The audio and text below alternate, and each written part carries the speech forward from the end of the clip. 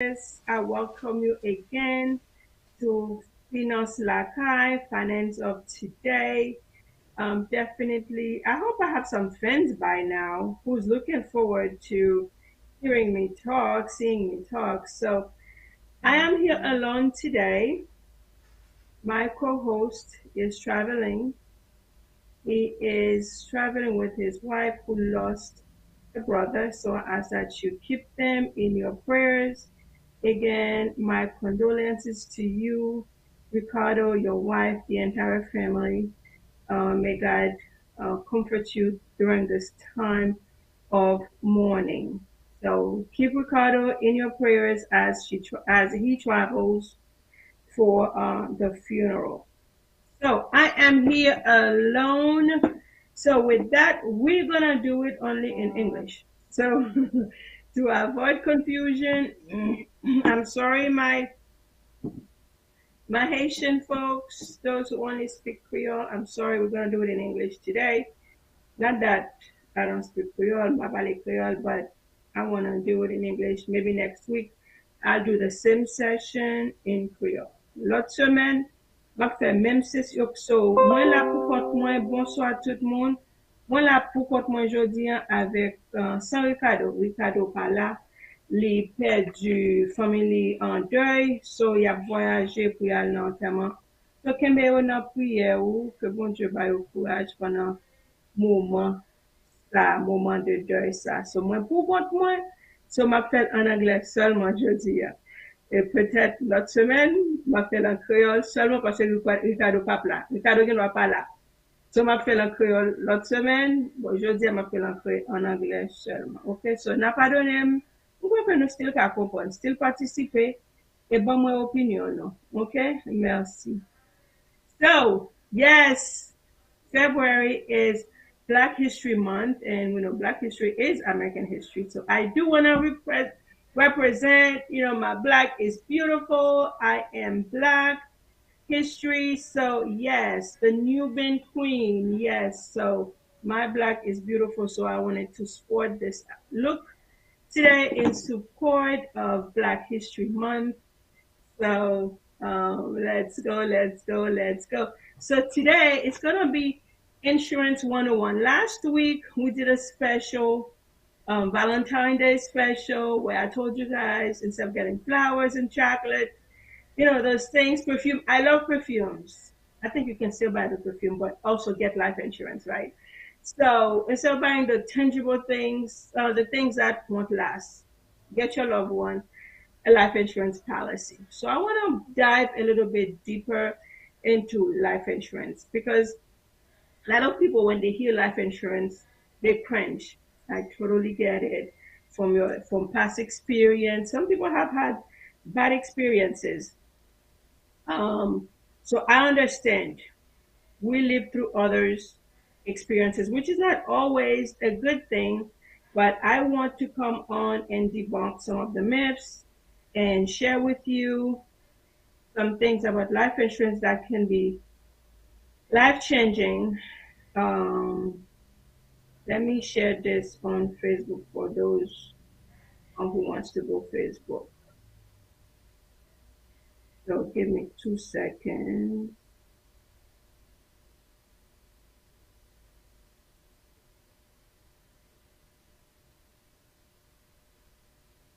Yes, so for my Facebook folks.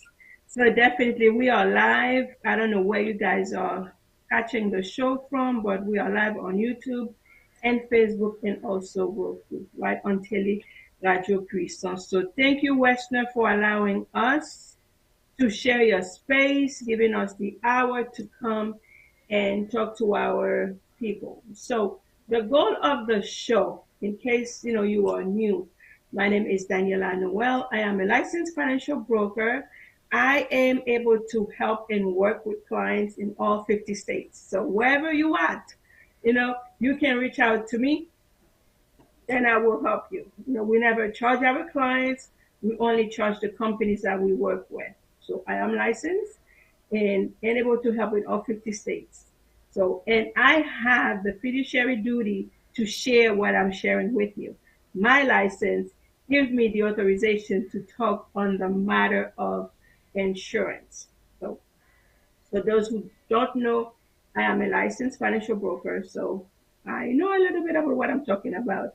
Okay, so reach out, share, comment. I want to get your feedback because I don't see much feedback on the video. So I'd like to see your feedbacks, what you think, what we can do to improve on. So I'm waiting for your feedback, guys. So definitely. And when we hear insurance, we cringe because of bad experiences. Like today, somebody called me and said, "Oh, do the insurance really pay out when the person passes away?" Yes, they pay out, but there are some caveats, right? So we'll dive into that. So life insurance is not a religion. I do not need you guys to like it. It's not politics. It's a matter of understanding how to leverage insurance. You need to know how to leverage it to benefit you because it was created for your benefits. So take advantage of what's available to you because it's there for everyone who can qualify, right? Unlike when you're going for to put your money in the bank, you don't have to qualify. But if you're buying a house, you have to qualify, a car. So to get life insurance, you have to qualify. So life insurance is nothing new. It started way back. It has some ancient origins back in China, Babylon, where they used to do it as burial clubs, right? So like a fraternity organization.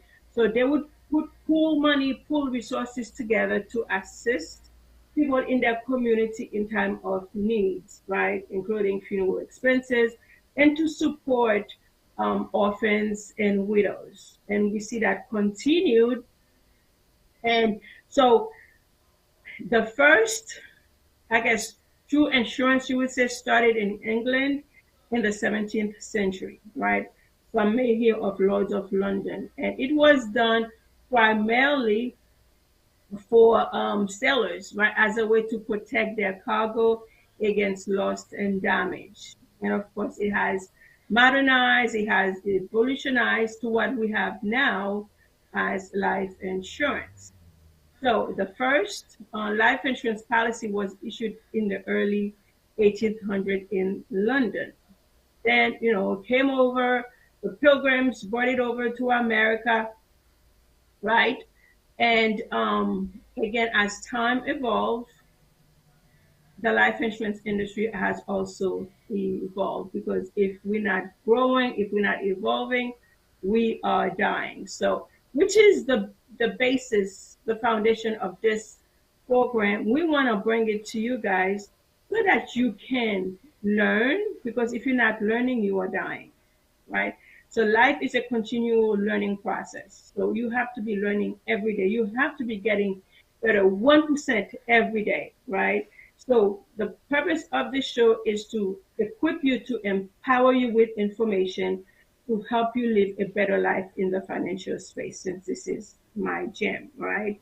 So we've seen how to budget, how to save, how to make sure you have the proper retirement, right? With the evolution of life insurance, now we see it is tied into some sort of investment. They have different type of insurance. Again, evolution of insurance brought us to where we have four types of insurance, right? You have group insurance, which you get through your job. You have term insurance, which is the most common that we know of. And we have whole life that was created. Whole life is the policy that has cash value that was created in 1913, right? And then again, one more upgrade was done in 1997. So you may say, okay, why do I need life insurance?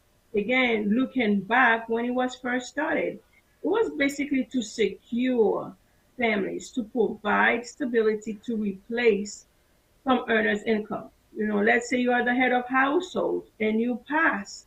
So the insurance gives you security so that replace the income Your family already lose you, so why should they suffer, financially? So life insurance provide financial assistance in times of need, right? So I know a lot of people, whether married or not, they really don't see the importance. But you have to ask yourself, you have a family, let's say there were two incomes coming in, and now you're not here. So what will be the impact? Your kids may not be able to go to college, the mortgage may not be able to get paid for. Actually, I have seen a couple people in my community who've shared their stories with me how they became homeless because of their parents didn't think of them enough to have something in place in case of their death.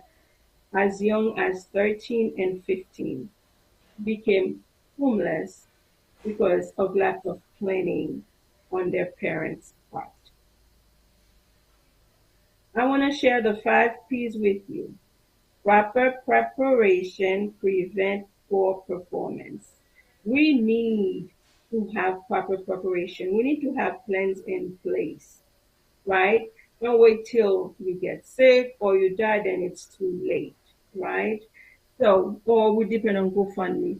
Even though GoFundMe is nothing new, because if you look back, the model that they had back in the days, it was almost like GoFundMe, but they did not wait till a crisis happened, right, to come together and collect the money. They had a plan in place, right? The ancient origins was that they would put money together for when something happens. They don't wait till it happens to start planning. So it is good to have something in place because you don't know when life going to happen. So we need to protect ourselves for the eventualities of life. Eventually, you're gonna want to retire. Eventually, you're gonna die. I'm sorry to tell you that. Eventually, you may want to put your kids to college, get sick. So life insurance is a way of transferring risk. The purpose of life insurance is transferring risk off of you to somebody else, right? Just like you put insurance on your car in case an accident happened, that they will cover it. A lot of times they don't cover the car, right? Because you're upside down on the car.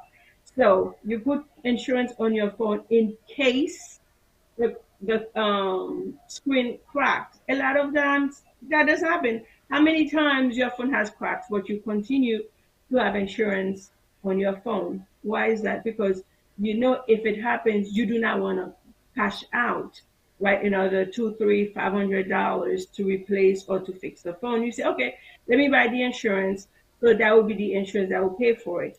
That's leveraging other people's money because you don't want to put the money out. You want somebody else to pay for it. So that's the same thing with insurance is transferring risk, right? We see that a lot of informed, we call them wealthy, but I think it's a matter of information that the informed communities, as soon as their kids have a social security number, they are getting a life insurance policy for them.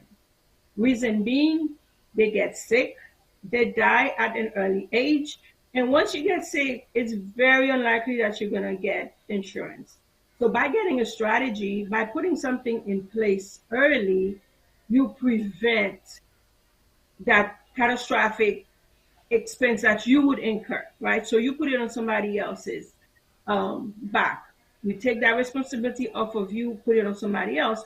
So, you should be thinking the same way you take the risk off of you on your car, your phone, your home, you need to think that about you too. So we are taught to ensure important things, but not valuable things. Aren't you more valuable than your phone, your home, your car? So to me, it is some irresponsible for you to say, hey, I'm done, I'm not here, whatever. They still have to deal with your body. So again, it is irresponsible and rightfully straight up selfish, you know, to leave your family. They lose you, you know they're gonna cry over you, and they're not able to bury you. I had one case. I had met someone on Clubhouse. She was telling me a relative had passed in January. It was April. They could not bury that person. I know you're dead. You don't know what's going on, but is that what you really want to happen to your body? It was like 4 months. They couldn't bury poor lady because they couldn't do enough fish fries, enough t-shirts. They couldn't sell enough t-shirts to bury her. While she could have gotten a final expense and it's not cost. I know you're gonna say, oh, it's expensive. Expensive comparing to what? You know, we make plans for everything else. We make plans for the vacation, for the home, for the car. So life insurance should be part of your budget as well. And the other thing I want to bring to your attention, so many people in our community would get a plan. And when things don't go well, whether they lose their job or for whatever reason, the first thing that they let go is the life insurance. Okay. Depends on your carrier. They have grace period. So if you were paying your premium faithfully and you hit some hard times, call your agent, call the insurance company and ask them, can they put it on hold for you? So you do not need to lose all of the money that you have put into the strategy, into the plan.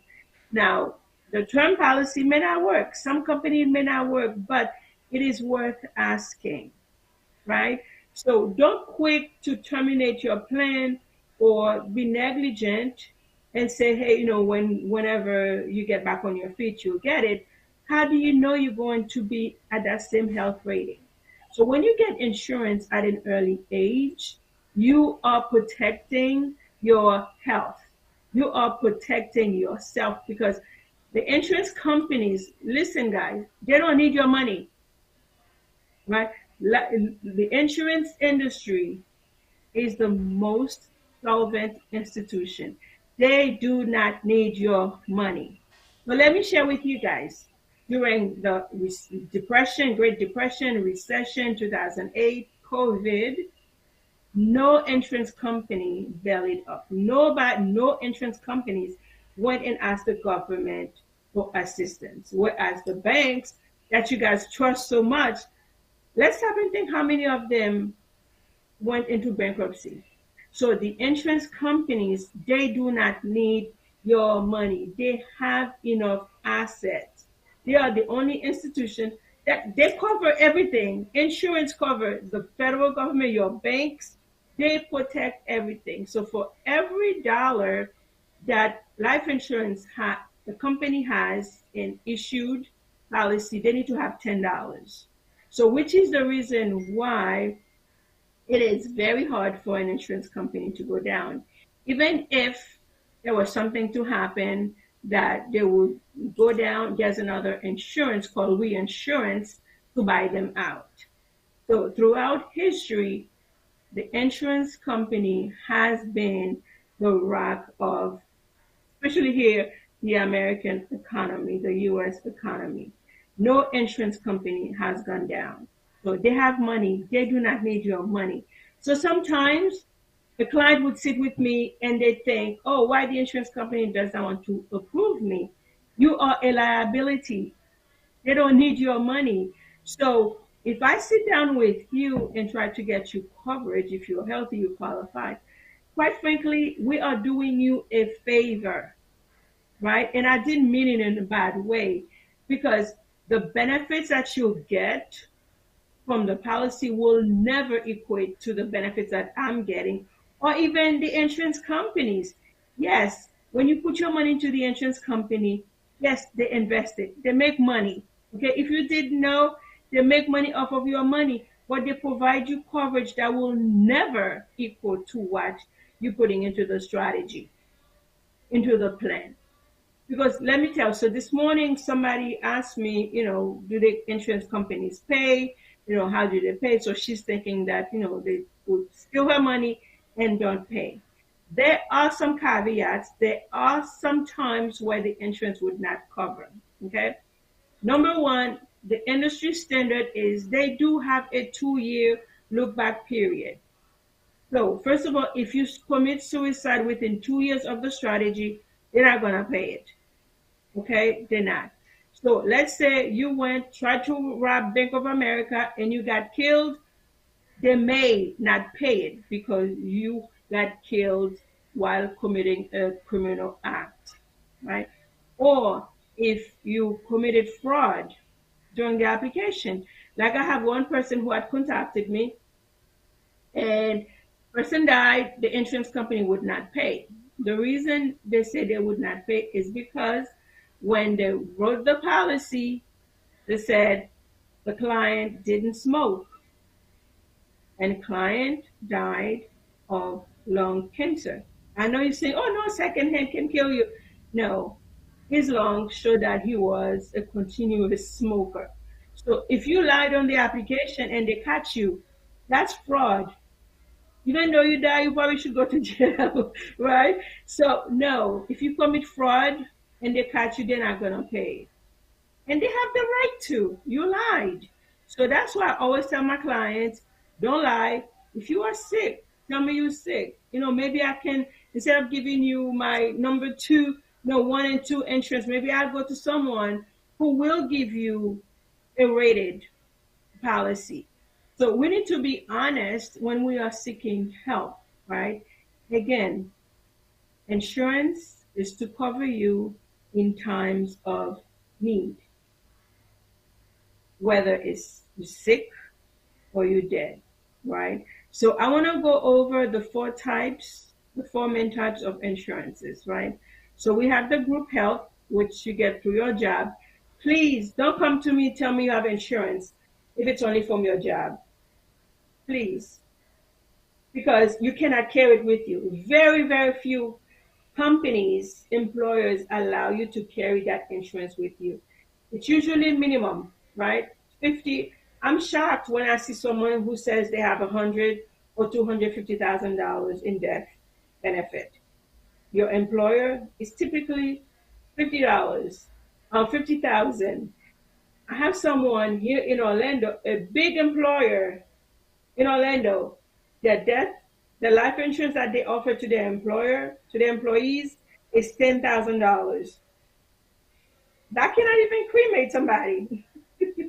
uh, because so many people are opting to get cremated, and the funeral homes, are catching up on that. Oh no, they jack up the price too. So $10,000, no. Again, life insurance is to protect you, to cover your debts, right? So $10,000, $50,000, how far that's gonna get you? To get a decent, it's about 25, 30 grand, right? And if you wanna go all out, with that carriage, probably 50 grand. So no, your group insurance, the one you got from your job, no.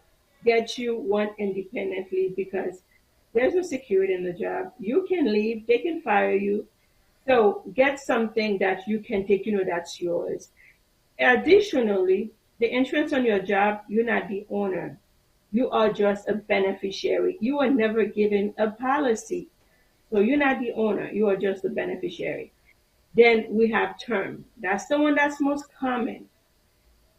I'm not saying term is better than whole life or anything else, but what purpose is it serving to you? Do you just need something for death, right? And the average term is 30 years. Do you know when you're going to die? And what are the benefits you're getting from the term insurance? So whatever you have, was what I ask my clients when they say I have this, I have that. Okay, why did you get it? Was it the only thing that was offered to you? You had no other option. What were you trying to cover when you got the policy? Because everything is benefits, right? Terms and condition and benefits. What are the benefits that you are getting from the term? If you know that you're going to die within the time, within the term, whether it's 10, 15, 20, 25, 30 years, that's fine. Then your debts will be covered and your family will have some security. But if you don't know that you are going to die within that term, why? Okay? I understand there is a philosophy by term investor rest. Let's stop and think about this. Where our people are investing the difference. Yes, I totally get it. You buy term, invest the rest, because by the time you're at 65, 70, 75, you will be a gazillionaire, you will be wealthy, you do not need insurance anymore. I totally get it. There may be a group of people that would work, but for my people, for our black and brown community, for those who are not really savvy into investment, who probably not making enough money to see $1 million, $2 million in their portfolio when they reach 65, 70. So we need to think about this buy term, invest the rest. Where are you investing the rest? So today I sat down with a client who did buy into that philosophy, buy term, invest the rest, right? So first of all, he's putting $150 a month away at 54. What kind of return are you getting on that? 3%, 4%? That's not keeping up with inflation. Inflation is at what, at 8 or 9? So you're still in a negative 5 to 6%. So do your due diligence when you are being told buy term, invest the rest, because when you reach a certain age, you're not going to need insurance anymore. Hey, if you know that by 70, 65, 70, you have enough money to cover your long term care in the nursing home, right? You have enough money if you should get a critical, chronic, or terminal illness, you have enough money to cover that, right? And if you have enough money to leave a legacy. To me, that term strategy is not a wealth building, it's not a legacy planning. So if you care about your family, if you want to leave your footprint on this earth, because I think that's why we came here. We did not come here to just live and then come here, live our best life, and then leave. When we are gone, nothing to be remembered as, right? What do you want your legacy to be? So that could be a legacy you leave for your family. And we know financial stability can make and break a family. We see how many people we see on the streets. So think when you're not here, what kind of legacy you want to leave. So if you want to buy into the buy term, invest the rest, be mindful where you are investing the rest, what kind of security it provides you, and what kind of legacy it's allowing you to live. I'm not saying term is bad because I do offer term for those who are not financially stable, right? If you come to me, you're making minimum wage, you have a family, and you cannot save 100, 200, $300, I'm going to give you a term. I'm going to give you a term with living benefits.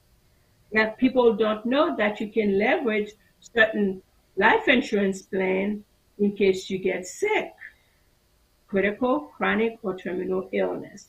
The term, my companies don't give you long-term care, but they give you critical. The critical would be cancer, heart attack, stroke. They pay you out 24% of your death benefit. Simple math. If you have a policy, the death benefit is $100. Just by having a diagnosis, the insurance company will cut you a check for $24,000. Check your term and see if it can do that for you.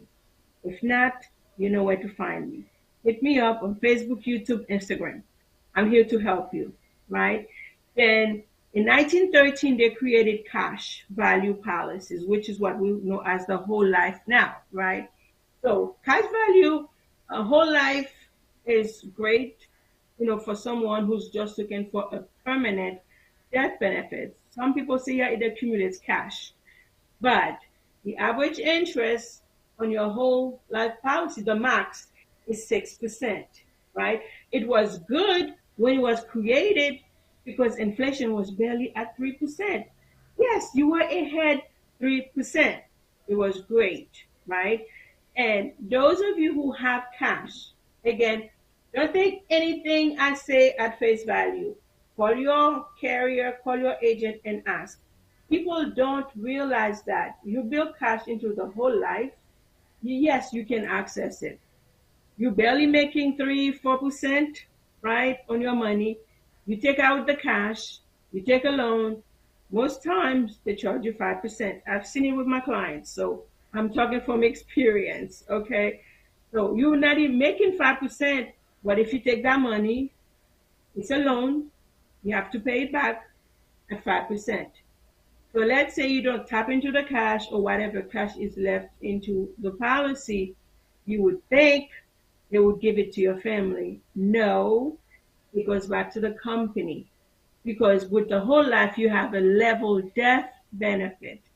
And that was created in 1913 when inflation was barely 3%. So if you were getting 6% on your money, that was fantastic, right? And then in 1997, Senator Roth, right, created or introduced the Roth IRA, the IRA products. They are good, right? But guess what? You are limited to how much you can put in. Right, and an employee W-2, you can only put $6,700. I'm not dogging those who are using it, but I was listening to someone and he said, if you say you have a Roth, they already know what tax bracket you on. You poor, right? So because it can only put $6,700. So that is the Roth. So when 1997, when the Roth was introduced, of course, the wealthy, the informed, right, they needed something to compete with the Roth. So they upgraded the whole life into what we know now as the index, as the universal life policy, right?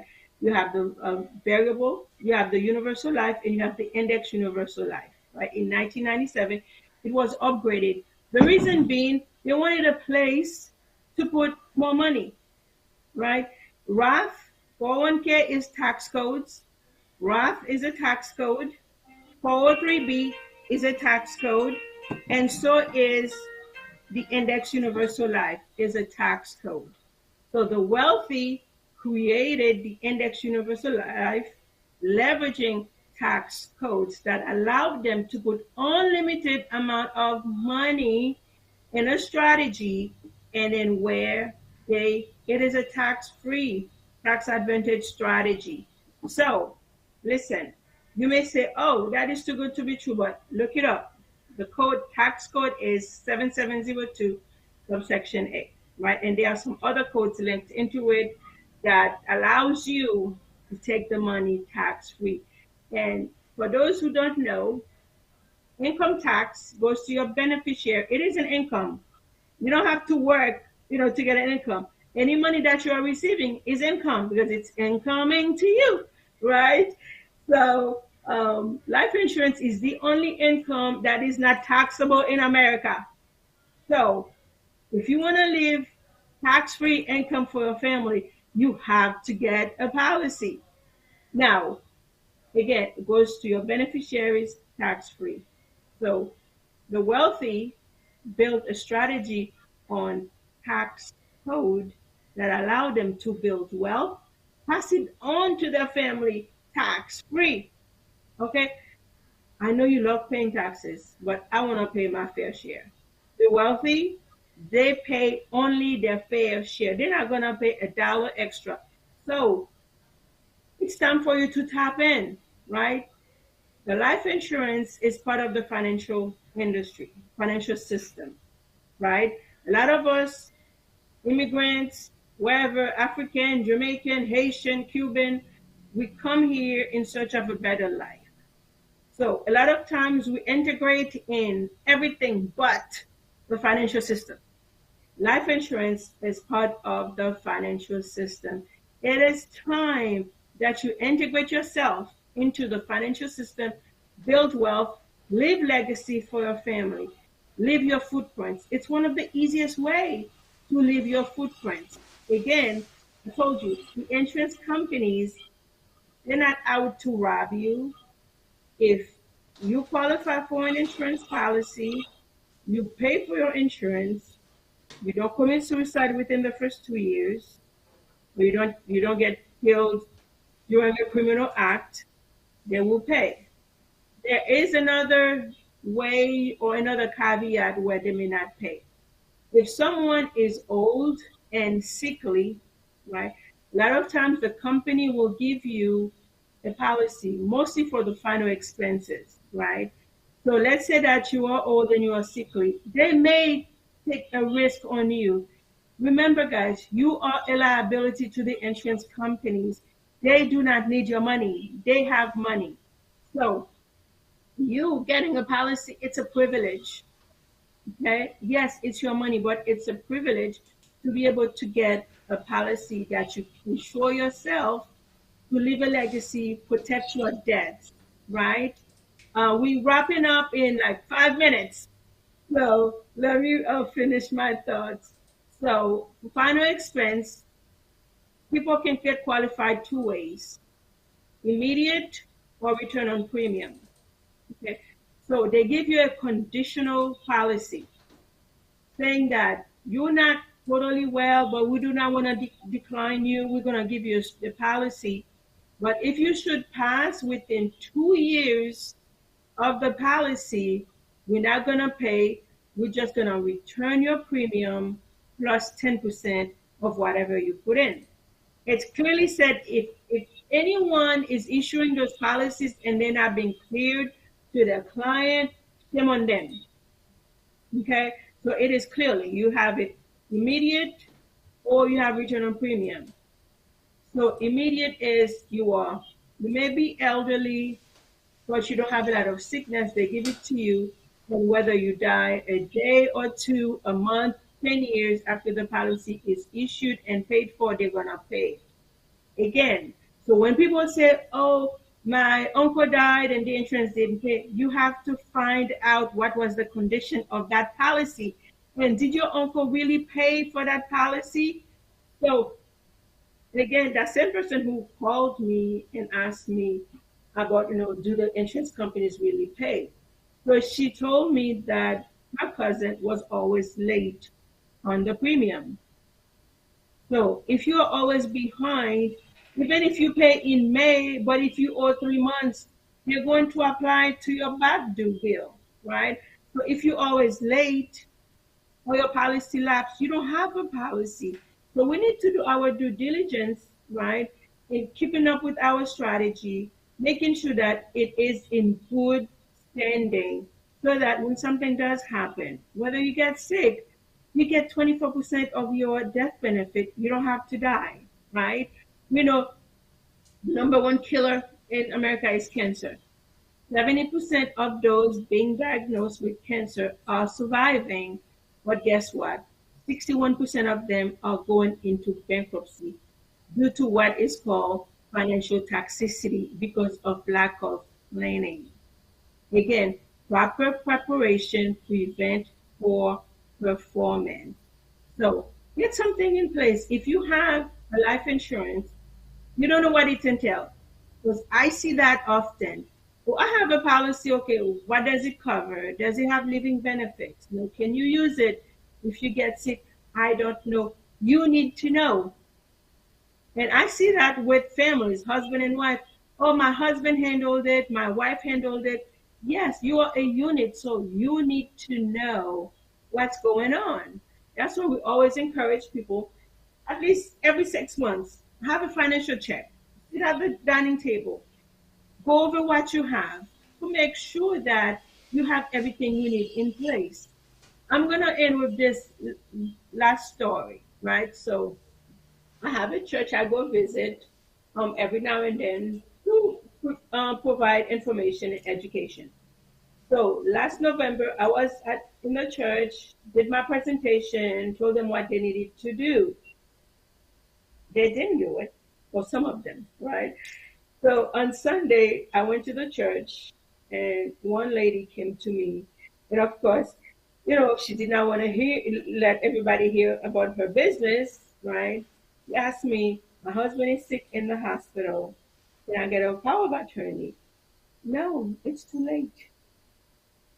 It is absolutely too late when the person is in the hospital on the trach, cannot talk, cannot make decisions.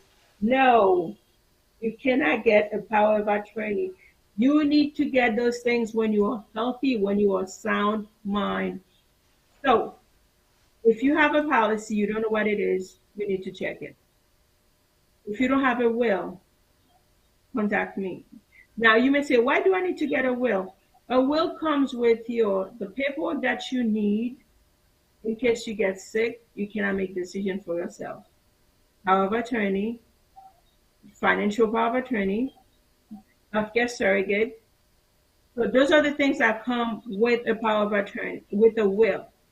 Now, it is advisable to get a trust because a will can be contested, right? So let's say you have two kids, you don't have a will, or you have your will, you say, hey, take me off life support. One kid may say, okay, yeah, mama said to take you off life support. The other one may not want to take you off life support. Guess what? They're going to fight. They're going to take it to court. But if you have a trust that governs your will, right? So your will be inside the trust. So your will, it's like things that you set in stone. It cannot be reversed. So ideally, you want a trust, not a will. But a trust can be costly, average $1,000. But how quickly do you spend $1,000? So you may want to get you a trust, especially if you have kids, if you have assets, you want to protect your assets. What good is it to you to get a home for it to end up in probate? Because when you don't have a will or a trust, it ends up in probate, right? Your life insurance money will go to your beneficiaries, but anything else you have, your bank account may get frozen, even if you are married, right? Depends on how the account is set up. Husband and wife may not have access to bank accounts. But if you have a financial power of attorney, they can go to the bank and take your money, right? So again, I hope that I brought you guys some value. We talked about life insurance. We talked about the term, the group. We talked about the whole life. Again, in 97, whole RAF was introduced. Insurance again was upgraded to Index Universal Life. This is the one that we hear a lot of buzz about. Index Universal Life, be your own bank, use your money twice. So it is out there for you. Anybody can get it. It's a matter if are you qualified, and it's based on your health risk, on your risk class. Again, the companies see you as a liability. They do not need your money. They have enough money, right? So my name is Daniella Noel. My number is 352-809-9037. If you have a policy that you want to have reviewed, reach out to me. If you do not have anything in place, reach out to me. Again, I never charge, right? Um, there are things that you can leverage to build that wealth, reduce your taxes, protect your family, protect your income, leave that legacy for your family. They will thank you. So I thank you for coming on here every week. Or if you're watching this afterwards, I appreciate you. Again, I see you next week. I'm looking forward to your comments, to your questions. Please engage with me a little bit in the chat. I will answer your questions. You can call Radio Télépuissance Westner if you are in the Port Charlotte area. We are here for you. We want to change our community. Our mission is to bring financial hope to our community. We want to help 200 million families. With that, if you like what I'm saying, if any of it was new and you want to learn more, I I am always looking for those who are intrigued, who want to learn more about the financial industry. Please reach out to me. I'll be your coach. I'll be your mentor. Thank you. Appreciate you guys. See you next week.